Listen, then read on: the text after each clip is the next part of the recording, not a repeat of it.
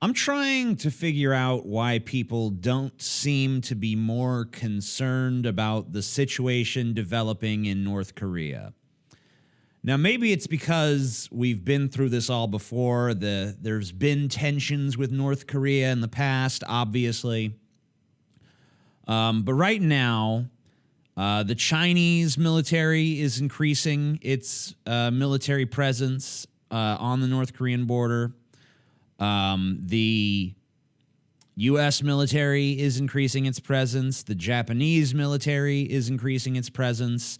The reason for this is that Kim Jong-un is testing an intercontinental ballistic missile that could be armed with one of Korea's 8 to 10 estimated nuclear warheads.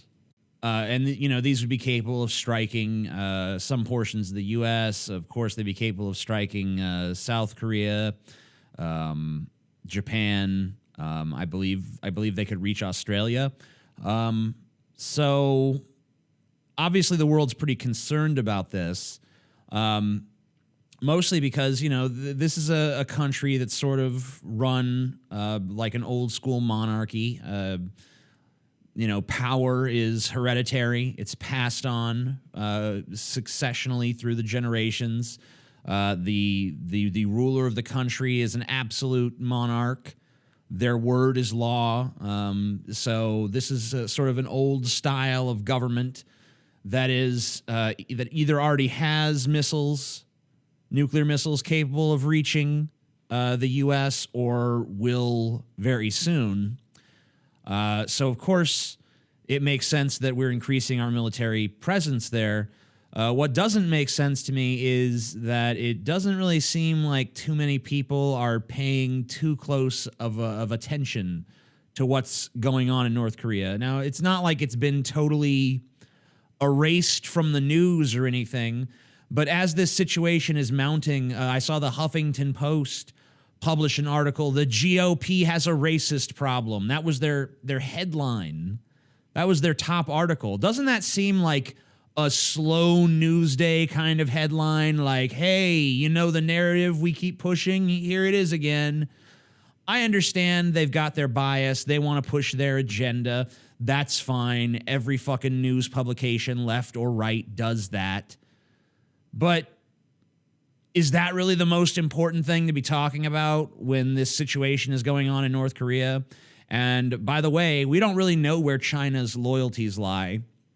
They've been aiding North Korea. They've been giving them food. They've been buying North Korean goods, stuff like that. Now, recently, they have made overtures that suggest that maybe they're backing away from North Korea.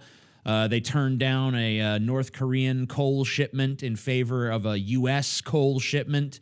And China, even though they've been supportive of the North Korean regime, are critical of the weapons program. They're not interested in North Korea having nuclear weapons either.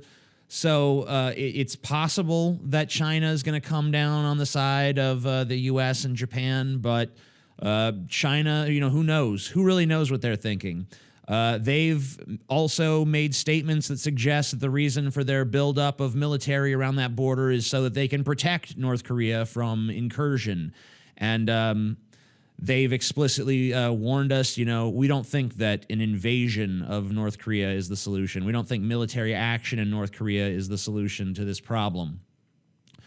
So the question is, what do I think? Well, based on my read of the situation, I can actually see two sides to this. I'm going to have to ride the fence a little bit on this one.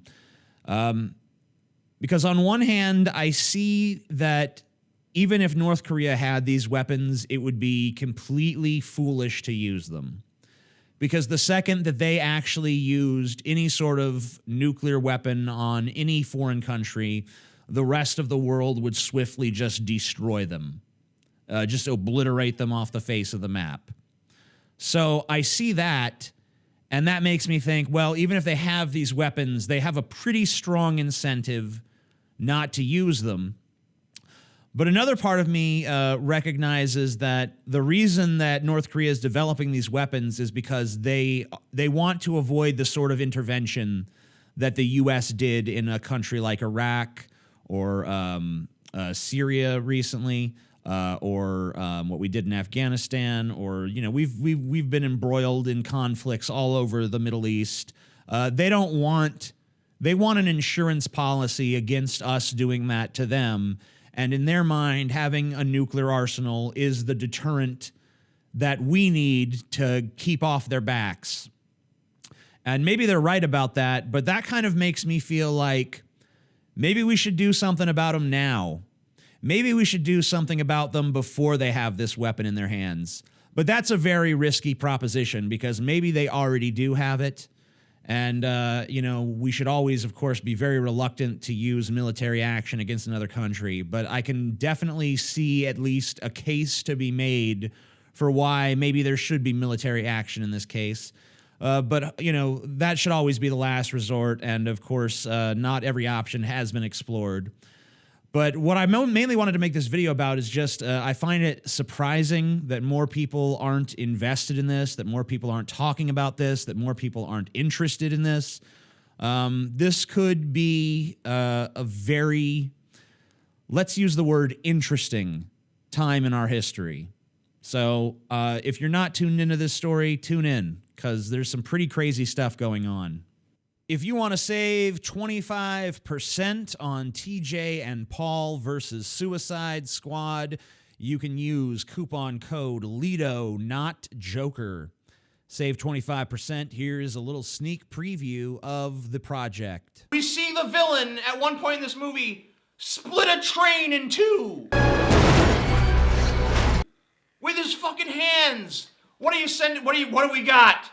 Oh, we got a kind of fucking crazy bitch with a baseball bat and an Australian dude who throws a boomerang. And a big crocodile guy. Got a skin condition. We got or a something. circus freak. Thank you very much for watching. I hope you guys have a terrific fucking evening or morning or afternoon or whatever the fuck time it is, wherever the fuck godforsaken place you are. Little by little, piece by piece, I take back what's been stolen from me. Little by little, piece by piece, until I'm complete.